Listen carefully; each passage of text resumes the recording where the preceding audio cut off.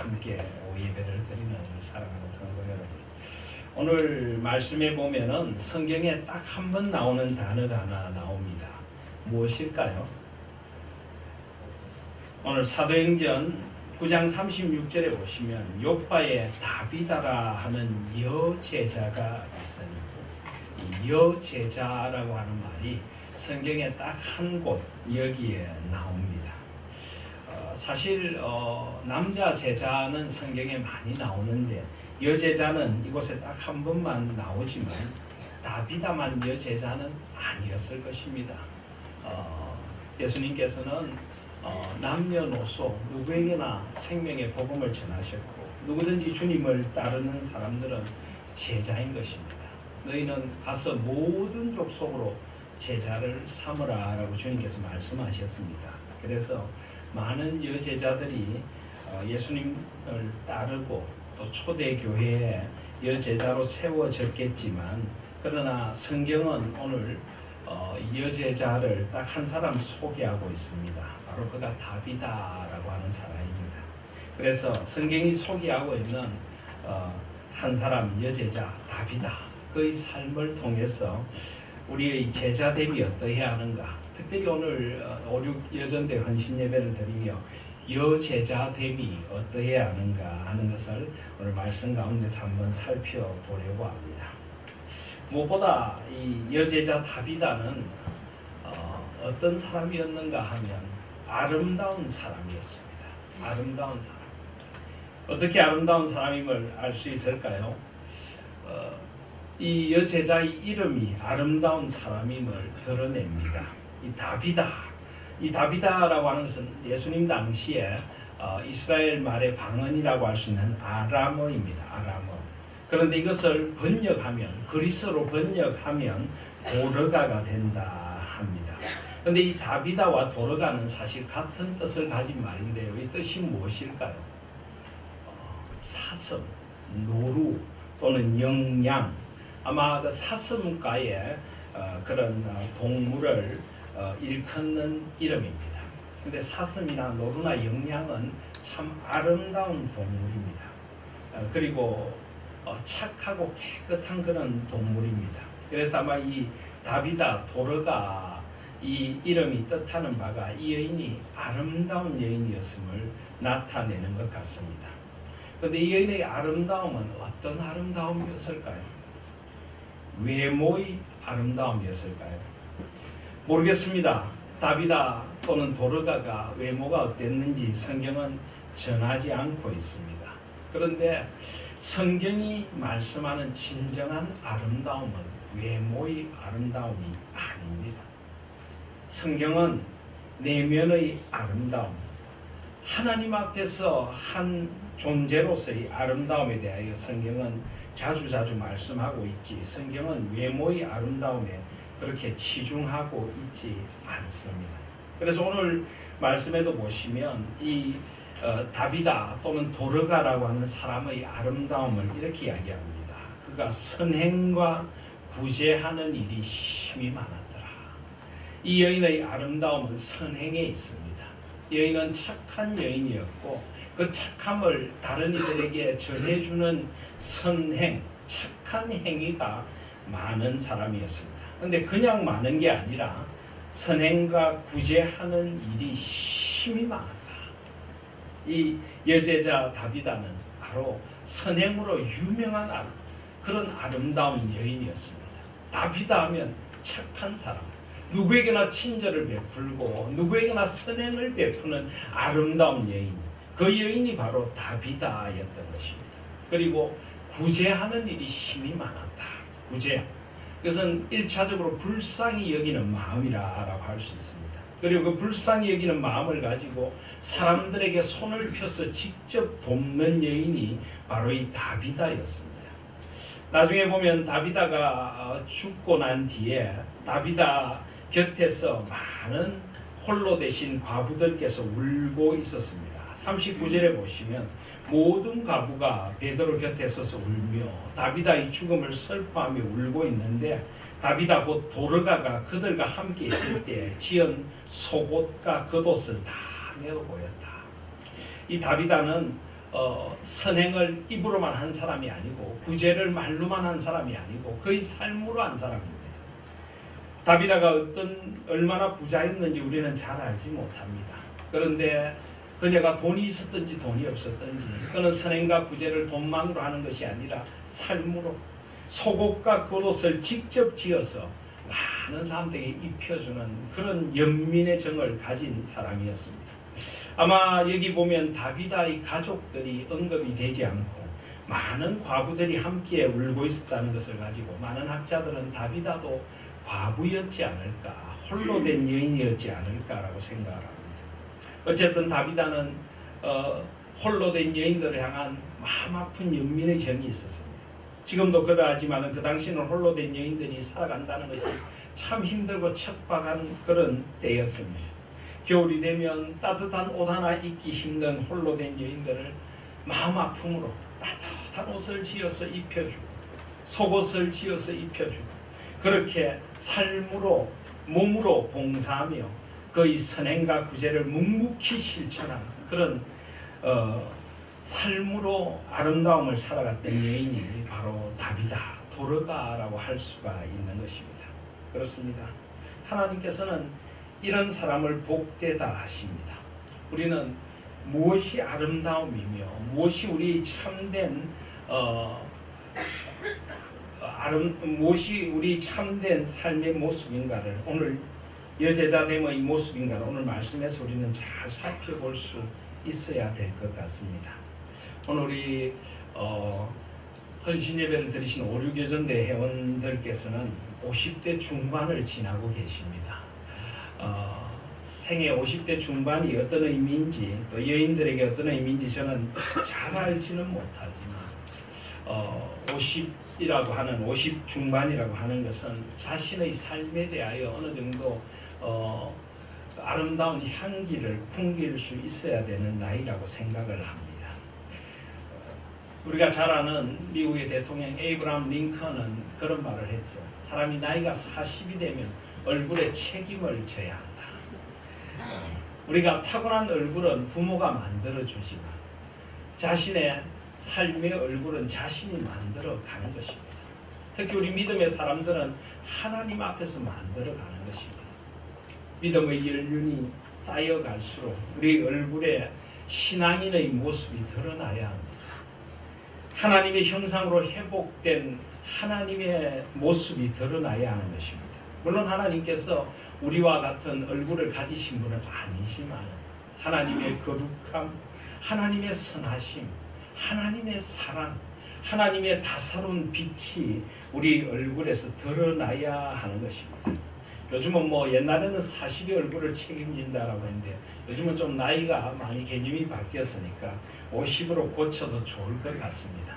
또 우리 옛 선인들은 나이 40을 뭐라고 했습니까? 부록의 나이다. 세상의 미혹에 흔들리지 않는 자기의 세계를 간직하는 나이를 40이라고 했습니다. 50은 뭡니까? 지천명이다. 하늘의 뜻을 깨달아 이제는 하늘의 뜻에 맞추어 살아가는 나이라고 했습니다. 우리 5, 6여전대 회원들은 이제 50대 중반을 지나며 그 내면의 아름다움, 예수 그리스도를 따른 여제자다운 그런 아름다움이 삶에서 풍겨나야 될 그런 회원들이라고 생각을 합니다. 디모데전서 2장 9절에도 보시면 또 이와 같이 여자들도 단정하게 옷을 입으며 소박함과 정절로서 자기를 단장하고 따은 머리와 금이나 진주나 값진 옷으로 하지 말고 오직 선행으로 하기를 원하노라. 이것이 하나님을 경외한다는 자들에게 마땅한 것입니다. 물론 우리가 깨끗하고 또 단아한 모습으로 예배를 드리고 교회를 섬기는 것은 중요하지만 그러나 겉에 드러나는 그런 장신구보다 더 중요한 것이 있다는 것이죠. 따은 머리와 금이나 진주나 값진 옷이 아니라 단정하게 옷을 입고 소박함과 정절로 자기를 단장하고 오직 선행으로 하기를 힘쓰는 그 사람들이, 그 여인들이 하나님 보시기에 참으로 아름답고 교회의 아름다운 여성 지도자들이라고 말씀하고 있습니다. 베드로전서 3장 1절이 아이도 아내들에 대해 말씀을 하면서 3장 3절에 보시면 너희의 단장은 머리를 꾸미고 금을 차고 아름다운 옷을 입는 외모로 하지 말고 오직 마음에 숨은 사람을 온유하고 안정한 심령에 썩지 아니할 것으로 하라. 이는 하나님 앞에 값진 것이니라. 이 4절이 조금 이해가 안 되는데요. 세 번역을 보시면 이렇게 되어 있습니다. 여러분은 머리를 치장하거나 금붙이를 달거나 옷을 차려입거나 하는 그 치장을 하지 말고 썩지 않는 온유하고 정숙한 마음으로 속사람을 단장하도록 하십시오. 이것이 하나님께서 보시기에 값진 것입니다. 전에 하나님께 소망을 두고 살던 거룩한 여인들도 이와 같이 자기를 단장하고 자기 남편에게 순종했습니다. 아름다운 가정을 이루어 갔습니다. 이런 여인들을 우리는 사라의 딸들이라고 부릅니다. 라고 되어 있습니다. 그렇습니다. 우리 오르겐전대 회원들은 이런 내면의 아름다움과 신앙의 아름다움을 가진 회원들이라고 믿습니다. 하나님 앞에서 진정한 아름다움, 오늘 도르가 다비다 같은 선행과 구제와 사람들에게 그 선행과 구제로 기억되는 그런 대표적인 인물의 아름다움이 있기를 소원합니다. 잠언 31장에도 보면 고운 것도 거짓되고 아름다운 것도 헛되나 오직 여호와를 경외하는 여자는 칭찬을 받을 것이라. 그 손의 열매가 그에게로 돌아갈 것이요 그 행한 일로 말미암아 성문에서 칭찬을 받으리라. 고운 것도 거짓되고 아름다운 것도 헛되지만 여호와를 경외하는 여자가 칭찬을 받을 것이고 그 손의 열매가 그에게 돌아갈 것이라 했습니다. 여호와를 경외하고 하나님을 마음을 다하고 뜻을 다하고 힘을 다하여 사랑하고 이웃을 내 자신같이 사랑함으로 많은 칭찬을 듣는 우리 5.6 여전도 회원들이 되시기를 주님의 이름으로 축복드립니다. 그런데 이 다비다 또는 도르가라고 하는 이 여인이 죽습니다. 37절에 보시면 그때 병들어 죽음에 시체를 씻어 다락에 누였다. 여러분 이렇게 선행과 구제를 많이 하는 여인도 아프고 죽을 수가 있습니까? 네, 그럴 수 있습니다. 왜 이 도르가가 병들어 죽었을까? 어떤 학자는 심지어 이렇게 이야기를 합니다. 너무 열심히 주의 일을 하다 보니까 너무 선행과 구제하는 일이 힘이 많다 보니까 그 힘든 세상을 살아가면서 자신도 홀로 된 여인일지 모르는데 그 힘든 세상을 살아가며 홀로 된 사람들을 돌봐주고 그들의 아픈 마음을 들어주고 그래서 함께 울고 함께 기도하고 그 고생을 하다가 다비다가 죽었지 않을까 이렇게 보는 학자도 있습니다. 어쨌든 주님의 일을 열심히 하는 사람도 병들 수 있고 죽을 수 있습니다. 여러분 주의 일 열심히 하면 병도 안 들고 죽지도 않고 아프지도 않고 하늘마다 잘 된다. 그건 기독교가 아닙니다. 그건 복음이 아닙니다. 그건 세상이 말하는 잘못된 기복 종교이지 성경은 결코 그렇게 말하지 않습니다. 믿음의 사람들도 병들 수 있고요. 하나님 앞에 살아가는 사람도 아플 수 있고 죽을 수도 있는 것입니다. 우리의 진정한 소망은 그런 눈에 보이는 것에 있지 않습니다. 오히려 고난 가운데 다른 이들을 더 어루만져 줄 수 있고 함께 아파하면서 아파하는 이들과 눈물을 나눌 수 있는 것입니다. 그리고 도르가 이 다비다의 아픔은 그냥 아픔이 아닙니다. 결국 이 죽음을 통하여 살아계신 하나님의 영광을 보여주려는 하나님의 구원사적인 큰 뜻도 이 속에 있는 것입니다. 때로는 우리 고난이 하나님의 영광을 위해 사용될 수 있다는 것도 잊지 마시기를 바랍니다. 나의 아픔과 나의 병듦이 하나님의 나라를 위하여 쓰임받을 수 있는 것입니다. 오늘 이 다비다의 병들과 죽음은 이제 하나님 앞에 귀하게 쓰임받게 됩니다. 그때 병들어 죽음에 시체를 씻어 다락에 누이니라. 여러분 조금 이상하지 않습니까? 사람이 죽으면은 다락에 누이는 게 아니죠. 무덤에 누여야 됩니다. 물론 그 당시 이스라엘의 무덤은 우리가 생각하는 것은 흙무덤이 아니고 주로 석회암으로 된 이 동굴 같은 곳에 넣는 것이지만 그런데 그런 것도 아니고 시체를 씻어 다락에 누였다. 왜 그렇게 했을까요? 차마 이 도르가를 그들은 보낼 수가 없었던 것입니다. 이 아름다운 여인, 그들을 정말 진정으로 사랑해주고 그들과 함께 생의 고난과 소망을 함께 나누었던 이 여인의 죽음을 그냥 보낼 수가 없었던 것입니다. 도르가의 동료들은 많이 울고, 그리고 어떻게 하면 이 자리에도, 이 절망스러운 자리에도 주님의 소망이 있을까 하고 생각을 하게 된 겁니다. 그래서 38절에 보면 룻다가 요바에서 가까운지라 제자들이 베드로가 거기 있음을 듣고 두 사람을 보내어 지체 말고 와달라고 간청했다라고 하는데요. 여기 룻다는 예루살렘에서 요바는 지중해 연안에 있는 항구 도시입니다. 이 요바로 가는 길에 있는 도시입니다. 이 룻다에서 요바 사이는 한 16km 정도 떨어져 있는데요. 베드로가 이 룻다에서 무슨 일이 있게 됩니까? 오늘 말씀 앞에 32절에 보시면 그때 베드로가 사방으로 두루다니다가 룻다에 사는 성도들에게도 내려갔더니 거기에서 애니야라는 사람을 만납니다. 애니야는 남자인데요. 그는 중풍병으로 침상에 누운 지 8해 동안 중풍병으로 고생하고 있는 애니야를 만납니다. 그리고 애니야를 향한 주님의 뜻을 베드로는 보게 됩니다. 그래서 34절에 보면 베드로가 이르되 애니야야, 예수 그리스도께서 너를 낫게 하시니 일어나 내 자리를 정돈하라 하는데 곧 일어납니다. 기적이 일어난 것입니다. 그래서 룻다와 사론에 사는 사람들이 다 그를 보고 주께로 돌아오더라. 주님께로 돌아오는 살아계신 하나님을 만난 역사가 있게 됩니다. 이 요바와 룻다 사이는 그렇게 멀지 않은 16km 정도의 거리이기 때문에 이 룻다에서 있은 일들이 요바에도 전해졌을 것입니다.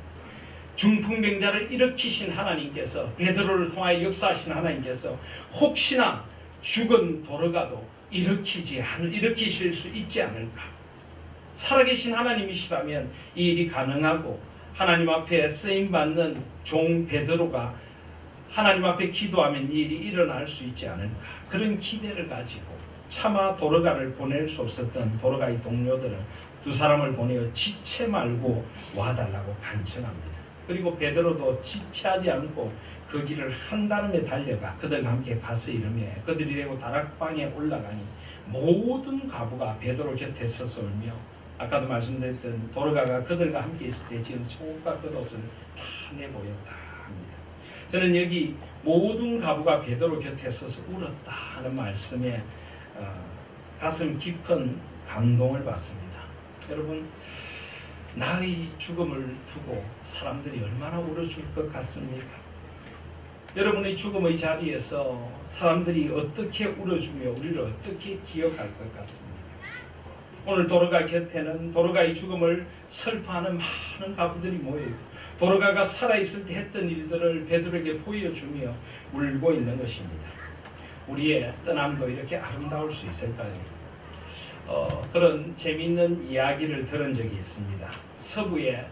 미국 서부의 개척 시대에 어느 교회에 목사님께서 아주 강직한 목사님이셨는데 그 교회에 쌍둥이 형제가 있었는데, 오늘 낮에도 쌍둥이 에스와 야곱 이야기를 했는데 이 형제는 아주 참 그리스도인답지 않은 그런 형제가 그 교회에 있었다고 합니다. 아주 형과 동생이 나쁜 짓은 골라가면서 다 하고 거의 조직 폭력배를 동원한 두목 같은 일들을 하고 사람들을 괴롭히고 또 사람들의 돈을 발취하고 고리 대금업을 하고 아주 나쁜 짓을 많이 하는 그런 형제가 교회에 있었다고 합니다. 이 사람들이 그래도 천국은 가고 싶은지 와서 예배는 드리는데 예배 드리고 나가면 나쁜 짓은 골라가면서 해서 교회에 욕까지 먹이는 그런 형제였습니다. 목사님께서 이 두 사람을 놓고 얼마나 골치가 아픈지 모릅니다. 그런데 그 쌍둥이 형제 가운데 동생이 어느 날 다른 그 조폭들과 싸움을 하다가 죽게 됩니다. 그래서 동생이 죽고 동생의 장례식을 하게 되는데 형이 목사님을 찾아서 이렇게 이야기합니다. 목사님, 제 동생의 장례식에서 제 동생이 정말 좋은 사람이었다.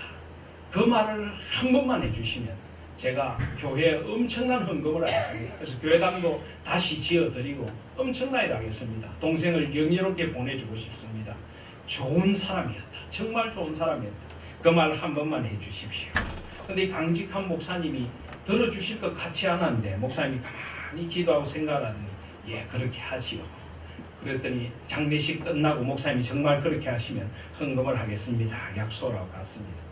장례식이 시작되었습니다. 우리가 영화 같은 데 보면 외국에는 이렇게 무덤 옆에서 쭉 둘러서서 목사님이 성경책을 들고 설교를 하면서 그렇게 장례식을 하지 않습니까? 목사님께서 말씀을 읽었습니다. 히브리서 9장 27절 28절 한 번 죽는 것은 사람에게 정해진 것이요 그 후에는 심판이 있으리니 이와 같이 그리스도도 많은 사람의 죄를 담당하시려고 단번에 들으신 바 되셨고 구원에 이르게 하기 위하여 죄와 상관없이 자기를 바라는 자들에게 두 번째 나타나시리라.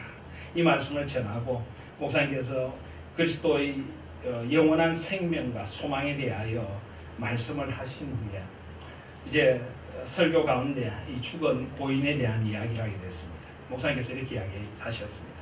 죽은 고인은 여러분도 다 알다시피 정말 악질 중에 악질입니다.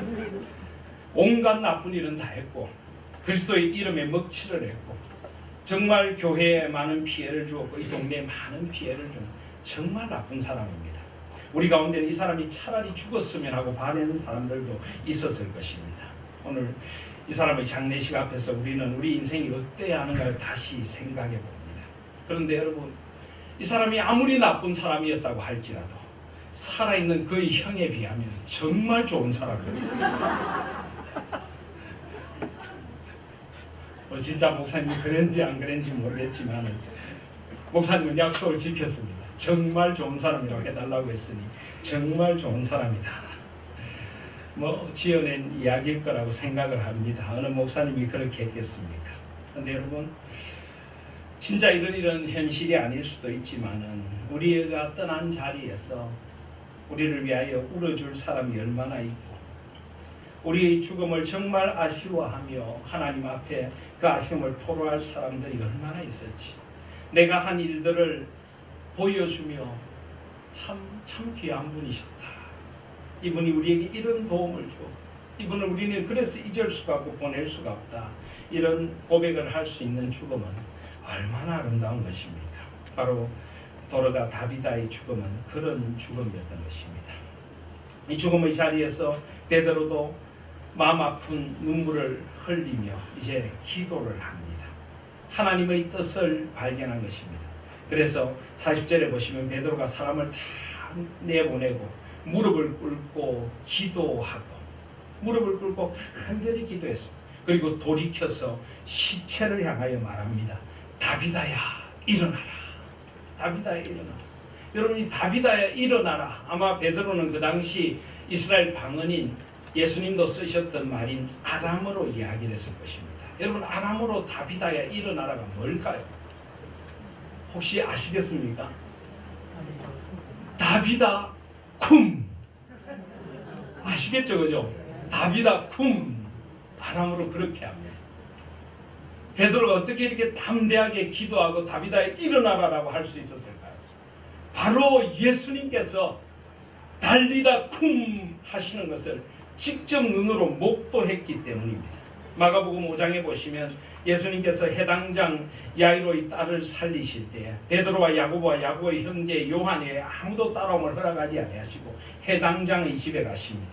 그리고는 이미 죽은 아이를 보시며 이 아이가 죽은 것이 아니라 잔다 하시고 그들은 비웃고 있는데 예수님은 그 아이가 있는 곳에 들어가서 그 아이의 손을 잡고 이르시되 달리다 쿰 하시니 곧 내가 내게 말하는 소녀야 일어나라. 소녀야 달리다 쿰 일어나라 라고 말씀하셨습니다. 그때 이 12살 된 아이가 죽었던 아이가 일어나서 걷게 됩니다. 베드로가 이걸 본 것입니다.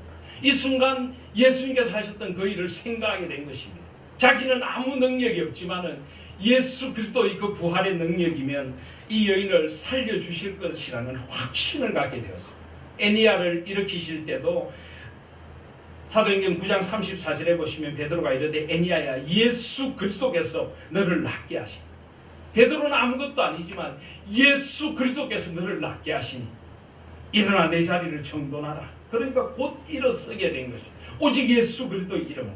오늘 이 장면도 바로 베드로가 하나님 앞에 간절히 기도하고 예수 그리스도께서 행하셨던 그 일을 주님께서 친히 행하여 주시옵소서. 그 마음으로 달리다 쿰 하듯이 다비다 쿰 하니까 다비다가 눈을 뜨고 베드로를 보고 일어나 앉습니다. 얼마나 신비로웠겠어. 이걸 너무 또 어떤 분은 무섭게 생각하는 분도 있더라고요. 죽었던 사람이 눈을 툭 뜨고 베드로를 보고 일어났는다. 이건 무서운 장면이 아니라 신비로운 장면. 얼마나 생명의 이 기적이 일어나는 것입니다. 베드로도 깜짝 놀랐을 것입니다.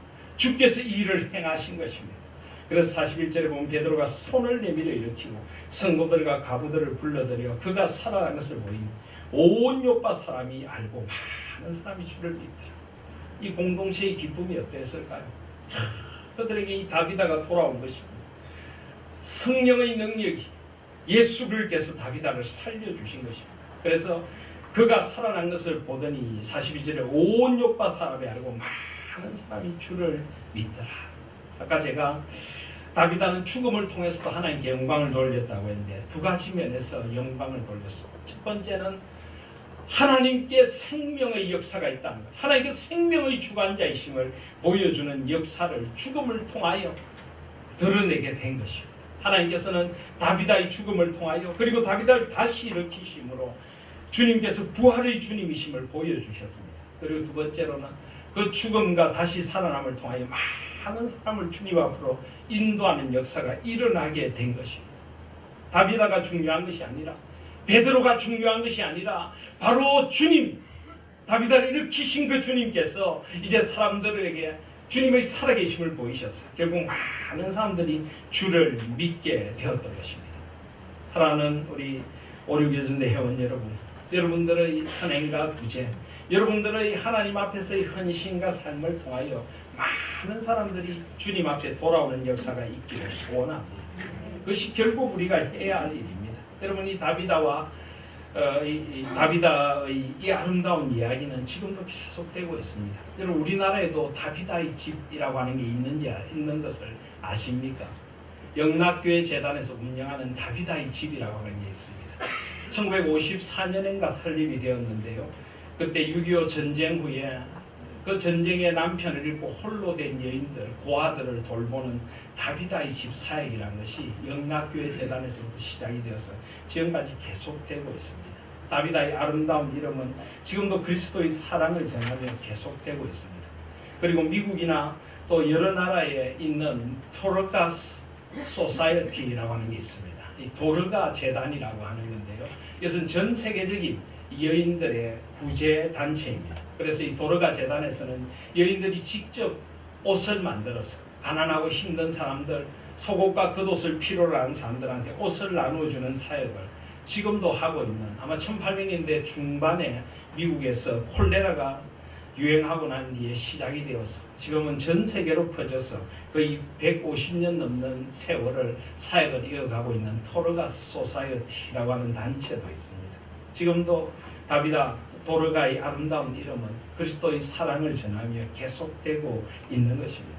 저는 우리의 헌신과 사랑이 이렇게 아름다운 이름으로 계속 남을 수 있기를 소원합니다. 많은 사람이 그리스도가 사랑이심을 깨닫고 주님의 다사로운 손길을 깨닫고 주님 앞에 돌아올 수 있는, 그리고 결국 그 주님께서 생명과 역사의 주관자이시고 우리에게 진정한 생명을 주시는 분임을 깨닫고 돌아올 수 있는 일에 아름답게 쓰임받는 우리 56 여전대회와 우리 모든 그리스도의 제자된 하나님의 성도들이 되시기를 주님의 이름으로 축복드립니다.